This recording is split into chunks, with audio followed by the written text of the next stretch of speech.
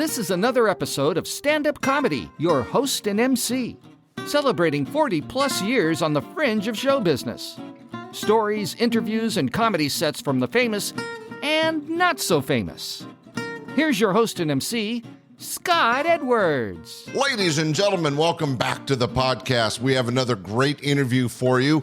A talented young comic. He's only been in the business about 7 years, but man, he's had some great success. He's worked in clubs from New York to California and up in Oregon and Washington, but he hails out of Houston, Texas. He's a very funny young guy, and I wanted to talk to him because he's in the heart of what's happening in the stand-up comedy world today. Ladies and gentlemen, welcome to the show, Stephen Mays.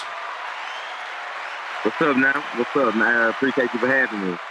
Stephen, great to have you on the podcast. Man, you have played clubs from coast to coast. Congratulations. I appreciate that, man. Yeah, thank you. Yeah, I was, now you're out of Houston area? Yeah, I'm born and raised, but now I'm currently living in the DMV, but I'm born and raised in Houston. That's why I got the love from comedy, living in Houston. So.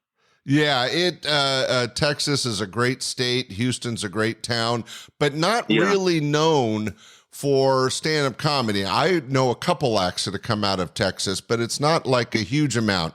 Normally the comics come out of one of the two coasts, but you have had a chance to play the coast, so I guess you qualify. Yeah. You know, I it's a lot of funny people in Houston too, you know, so, and hopefully I can be one of those ones to give it a good face. Well, you know, being on this podcast will make you a star overnight, so you're there. Okay.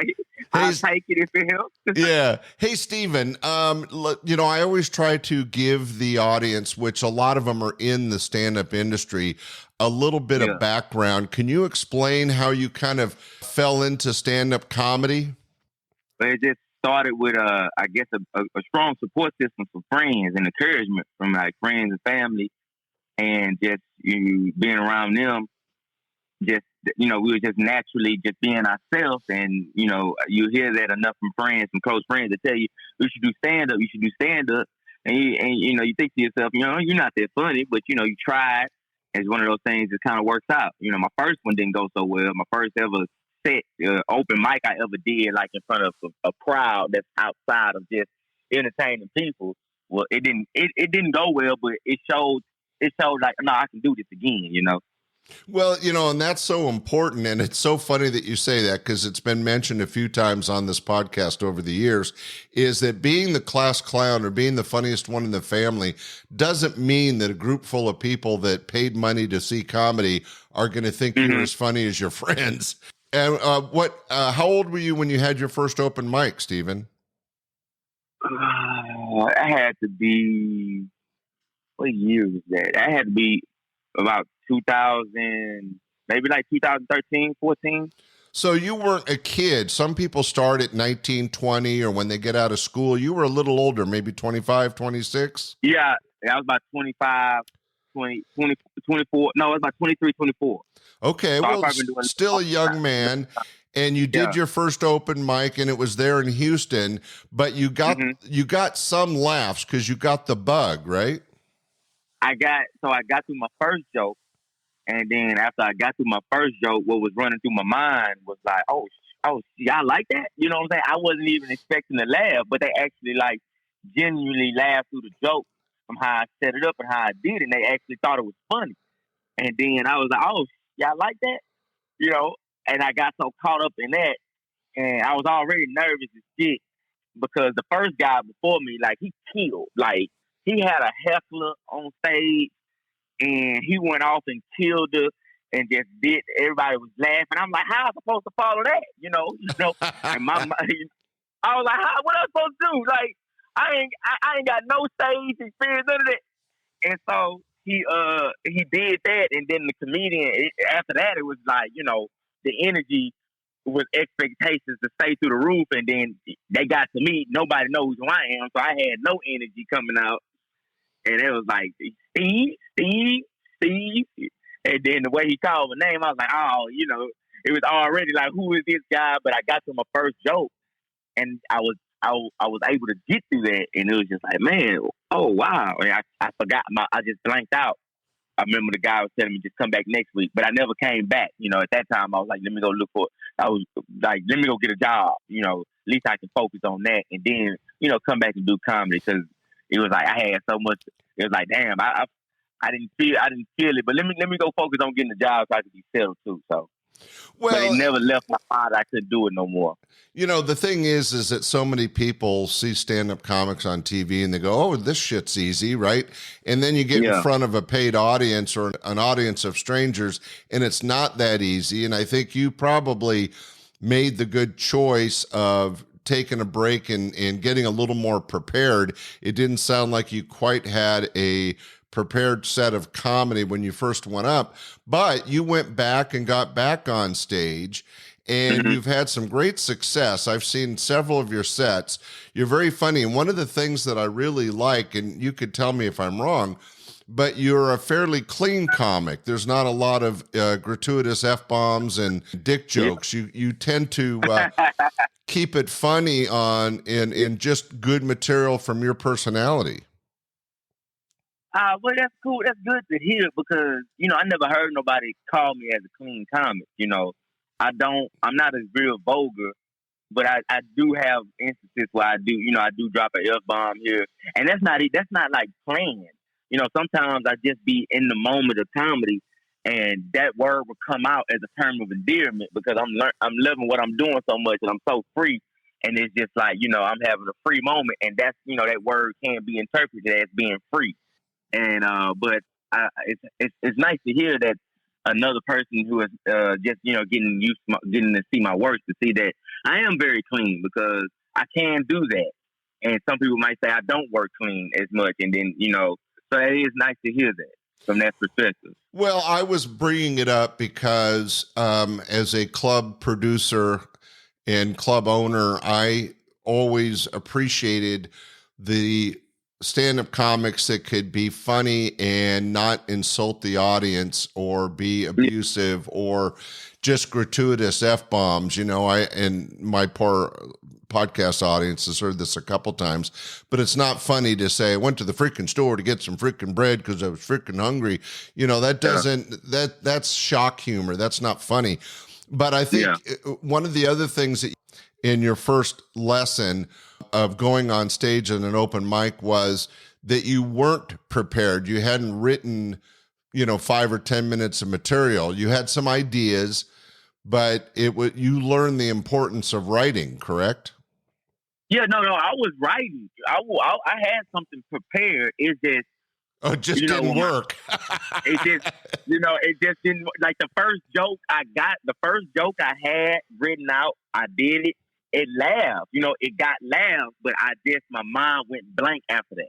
After that first joke, my mind went blank. I ain't know what to do, because I was just like, how I'm going to top that first joke now? I was already going up I already had the mindset how I'm going to top the dude that went before me. Then they said that joke, then they got laughs. I'm like, how I'm going to top that? I was so much in my head then, Oh, that's funny though. That's when you're on stage in front of people and the spotlight's on you. I mean, it can be there. Yeah. It's a form of stage fright. You kind of like, whoa, I got to laugh. Now what? Yeah, and everybody, and then you got all those funny faces looking at you up. Just they all look funny. They look like puppets sometimes when you get lost in the light. And so it's all that a combination. Yeah, it gets in. But I really started acting. That's how I really became the love of just entertainment, because I always wanted to be an actor. I wanted to start with that too. I didn't mention that. Well, I think that's a good thing to point out. First off, let me say, retract what I said earlier. It didn't sound like you were prepared, but you were, and that's so important. You don't ever want to go on stage without having something to say and maybe practiced it or at least gone through it in your mind and you think it's funny. And then the other part that you mentioned was that it gave you an opportunity to stretch your acting skills, because one of the key components of stand-up comedy is that you want to make it sound like each and every time that you just thought of it, it's fresh material, and there's a certain amount of acting involved. And if you learn that part of it early on, probably one of the reasons you've been a success. Yeah. Now you've worked, you're out of Houston, you get a few open mics under your belt. I know that you've had a chance to play in New York and on the East Coast, but also all up and down California, from LA to San Francisco and all the way up to Oregon and Seattle up in Washington. How are you, as a fairly new comic, able to get around and get all these gigs? I mean, congratulations. It's hard enough getting regular work in your hometown, but you're getting regular work all around the country. That's awesome. What do you do different? Motivation.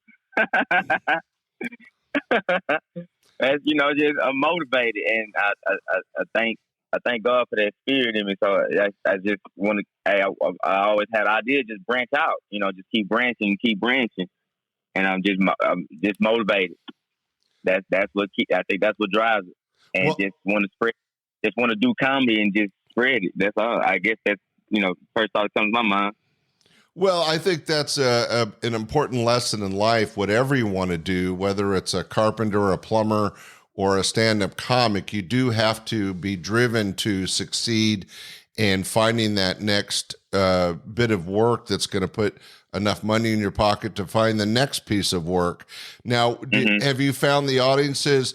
I mean, you've played all over the country. Audiences must be different in Houston than they are up in Seattle. Yeah, pretty much a lot of people are different, but as far as I found out, laughter is the same. So if you can relate, if you just can relate to people, you can make it's no difference from making people laugh. I've been in a room where I made a bunch of old Asian people laugh, Hispanic, black, mixture. I just try to stay relatable to people. Just figure out what the people need all over, and bring a commonality between that. Well, I think it's we should point out to the audience, you're a young black comic. I don't think your material leans too heavy on your African-American background. I think it is relatable to everybody, and probably one of the reasons you've been a success at clubs from coast to coast. And maybe you can explain to the audience, some comics are conversational, some are very topical and talking about the news, others talk about growing up in their life. Where do you find your basis for comedy writing? My basis, I never thought about that. I'll say just being observing everyday comedy, trying to stay current. Yeah, I know comics go, it's so many things that comics lead them into the doorway, because comics have different styles and different just different viewpoints and different perspectives. And I feel like it's always more to the comic. I try to stay relatable because I love working in different crowds. Like, I just did a show in Kentucky, in the backwoods of Kentucky, and it's just like I was the only black person there, and I liked it, and I was able to relate to them and talk to them. So I try to just be a people person, make it about people understand that who I am, what I represent, but I can also understand from you and try to I say expand the viewpoint of comedy from a different lens. Yeah, you bring your observational comedy to their world. So even though you're a young black man in the backwoods of Kentucky, you're able to relate to those people because you're talking about observational comedy, things that everybody, whether you live in the South or the New York or California, we all go to the store, we all deal with our parents, we all, whatever you're talking about.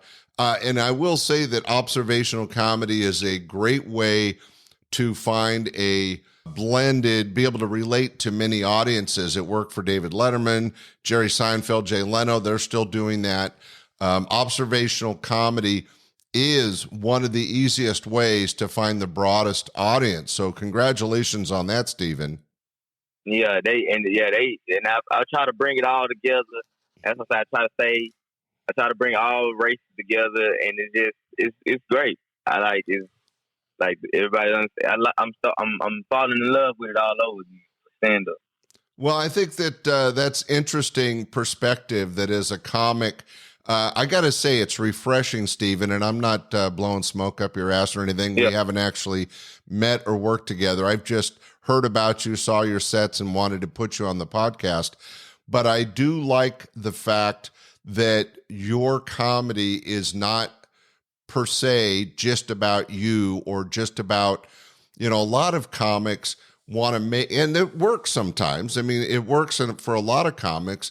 They make it about themselves or their world, and then they make it funny for the observing audience.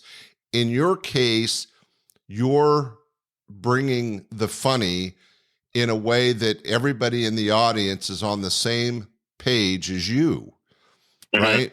And I think that you should be commended for that, because one, it's not easy because all the audiences are different. And two, it transcends that kind of selfish view of comedy. You're kind of, I'm probably saying this way too dramatically, but you're not making it about you. You're making it about them. Yes. Because that's who it's about. That it's about the people. I wouldn't be able to do that if they didn't come, so. Well, not a lot of comics realize that or work that way.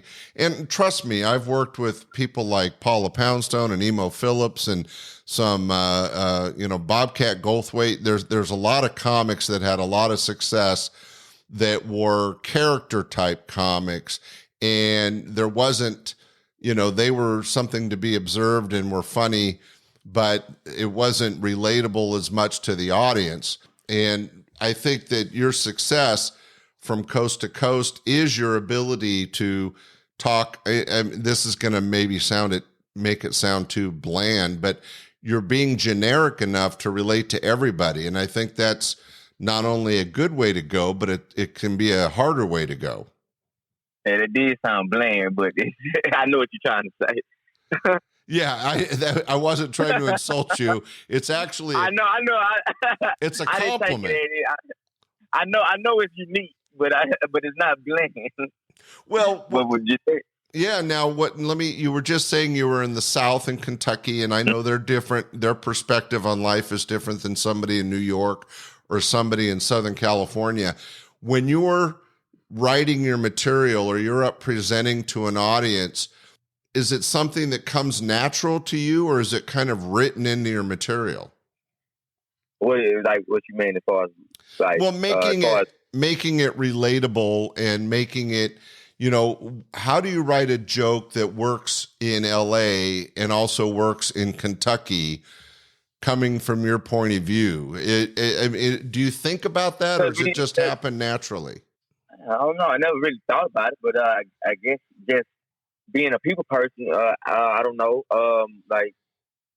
Because I feel like, okay, LA, you use the example from LA to Kentucky, and then everybody has, race is all prevalent throughout from LA to Kentucky.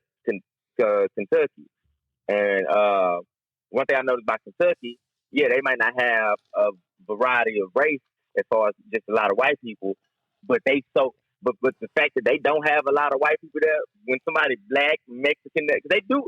And that's one thing they had some Hispanics out there too. When I said they had a lot of Mexican restaurants, but like the back part of Kentucky, they excited to hear what somebody else has to say that's not from there, especially of a different race.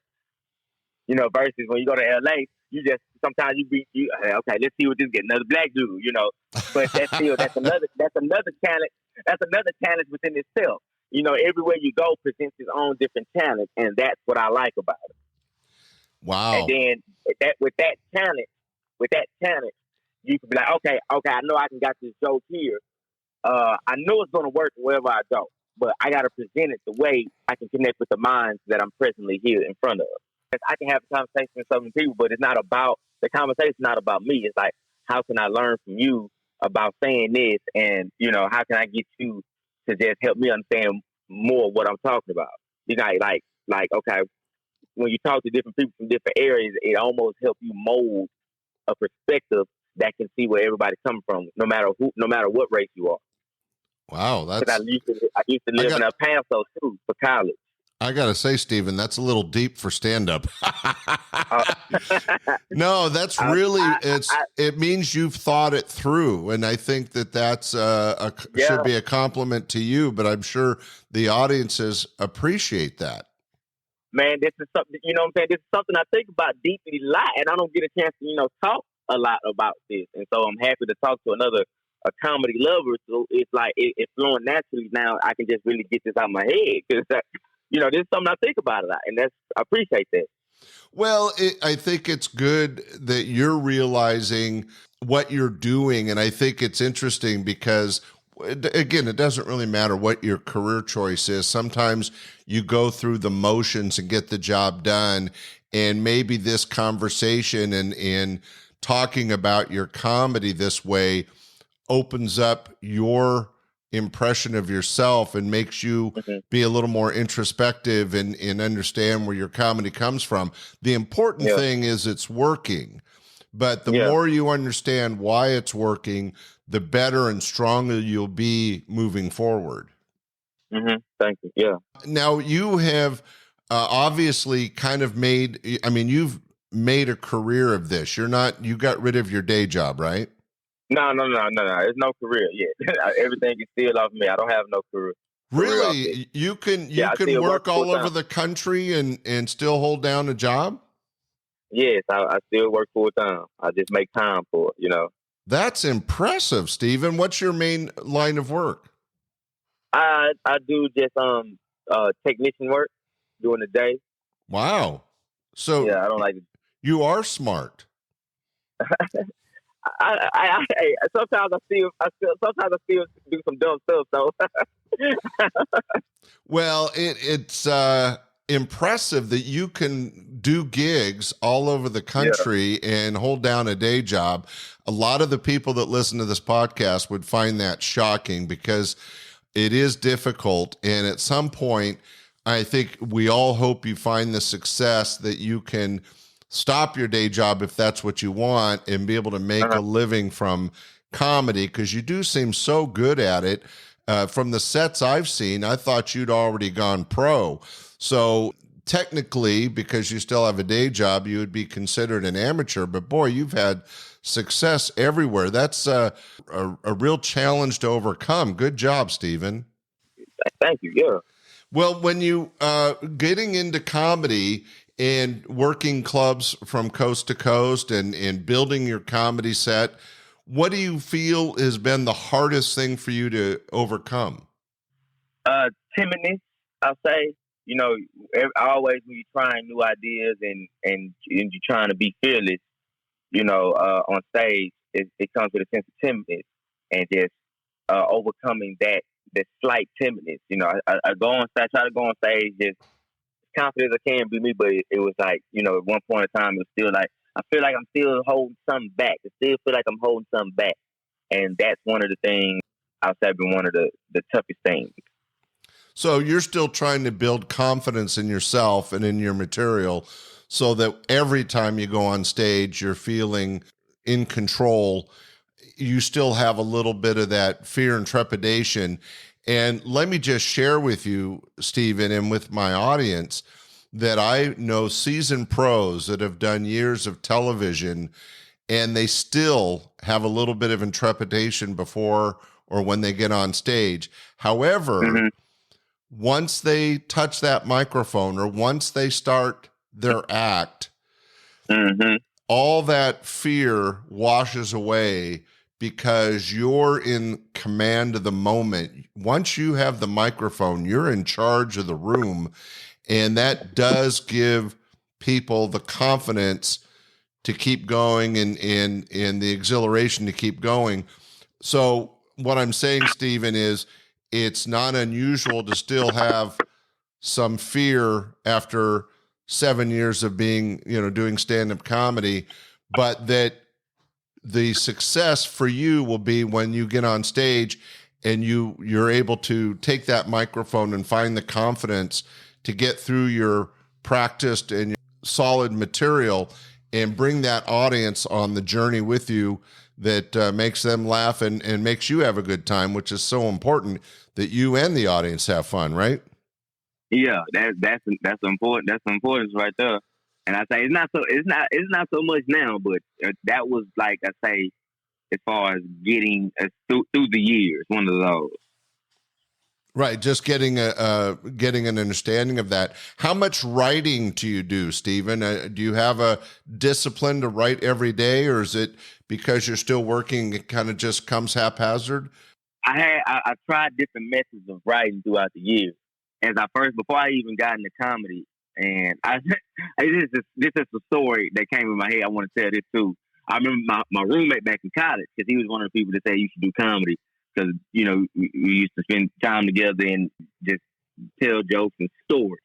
So he was one of the people that told me to get in comedy, but he was one of the like I was having frustrated with class and all that, just not understanding what I was doing. I was like, man, I said I was just so frustrated. I got back to my room and my roommate was in there, and I opened the door. I was like, man, I'm finna start doing comedy.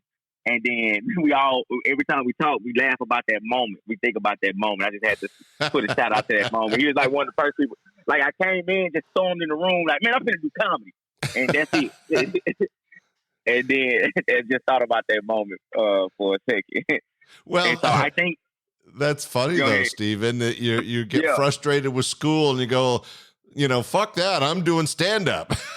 Yeah, it was just like that's how it was. And I think from there, that's when I started actually like, okay, I started writing. So before I even started doing, I think I was writing for some years, just writing stuff. I was just writing books, Then I had a lot of free time just to write.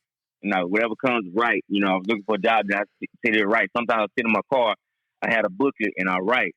And I would write until then. And then as I got more comfortable on stage through the years, I moved from Houston, I moved to Seattle.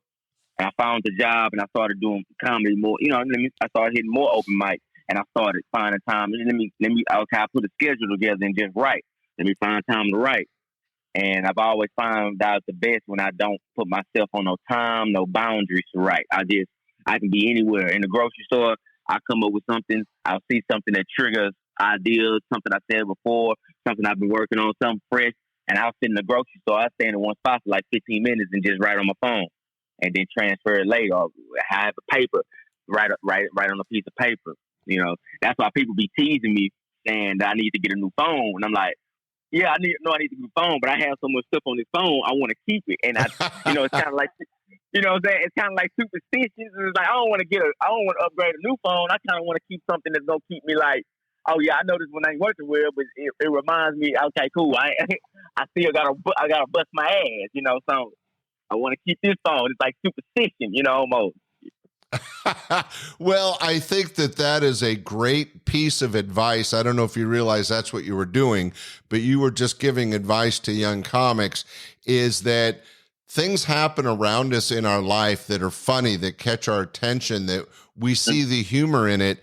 And I used to tell young comics, of course, I'm older than you, carry a pencil and paper, and you see something or you think of something, get it written down. It may not go anywhere, but you save all those pieces of paper, you're going to find some material that will work on stage. Now, these days you're writing it on your phone, but the point is that you're open to whatever's going to come along in your life. You're going to see the funny. You're going to make a note of it while you're in the moment.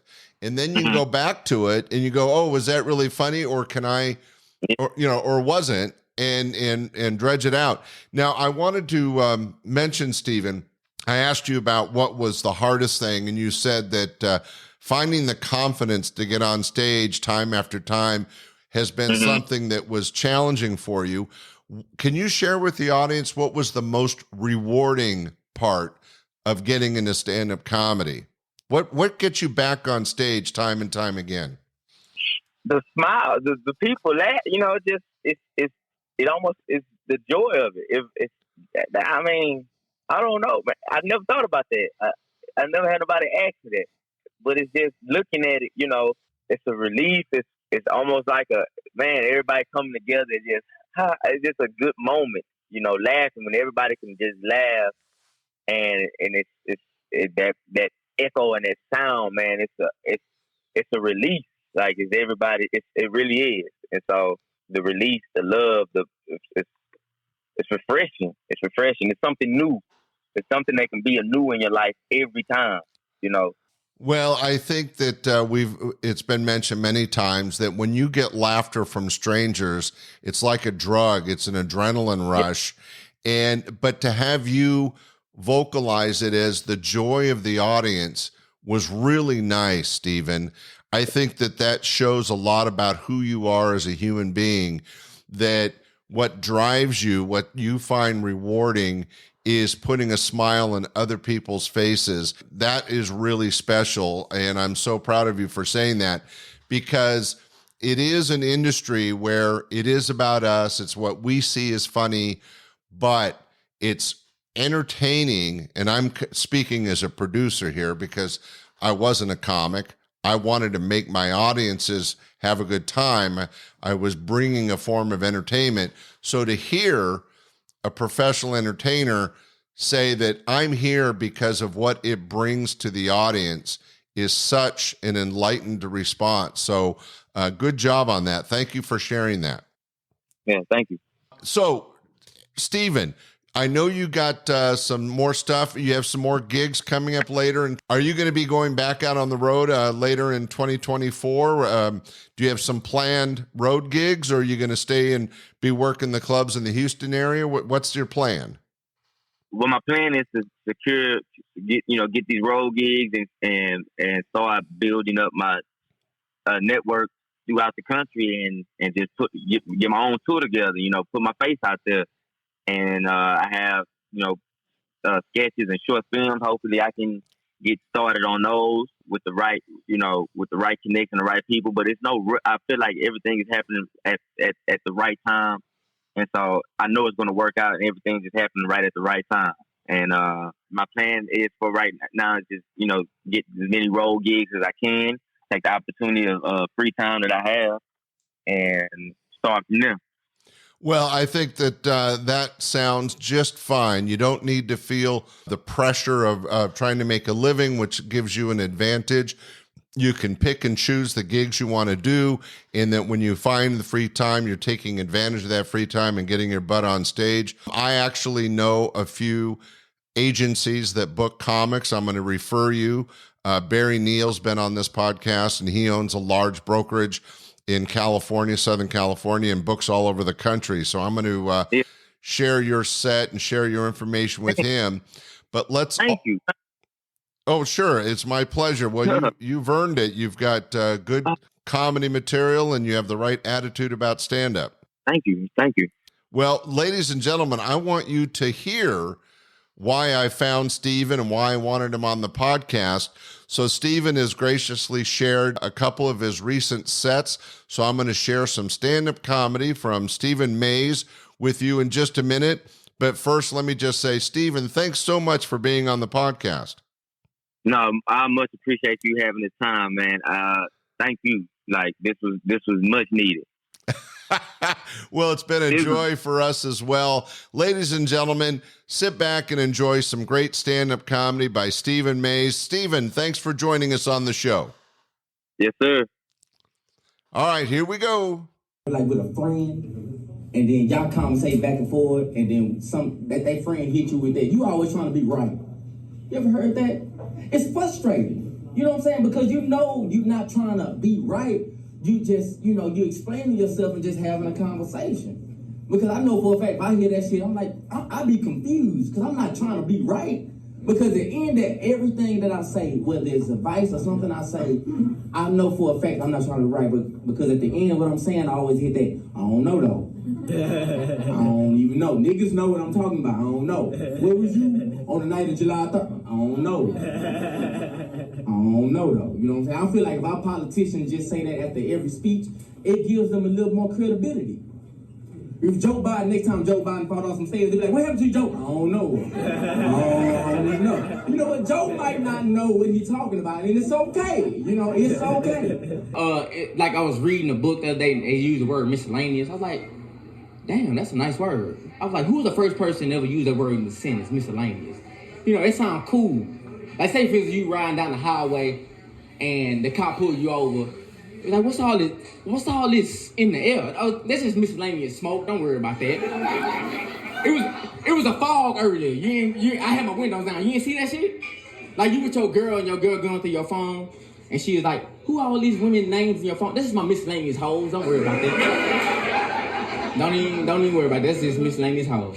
First earthquake this past week, and I know California that ain't shit, but to me I was confused as hell. Cause when I first felt it, like I felt like a movement in my chest. And I was like, Lord, is this it? Like, is this a heart attack?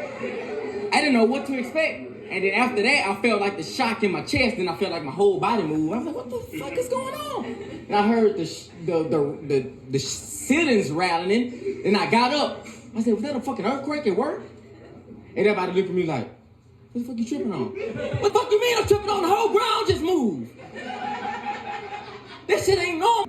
You know, I guess, my thing is they tell you to, like, earthquake, getting at your desk. I'm like, I'm getting the fuck outside. I'm not gonna be trapped. For real. Well, that was Stephen Mays live on stage. It was a fun interview, some great little bit of comedy. I hope you enjoyed that as much as I did. Thanks so much for joining us on the podcast. We'll be back next week with some straight stand-up comedy. Hey, thanks for listening. Bye. We hope you enjoyed this episode of Stand-Up Comedy, your host and MC. For information on the show, merchandise, and our sponsors, or to send comments to Scott, visit our website at www.standupyourhostandmc.com. Look for more episodes soon and enjoy the world of stand-up comedy. Visit a comedy showroom near you.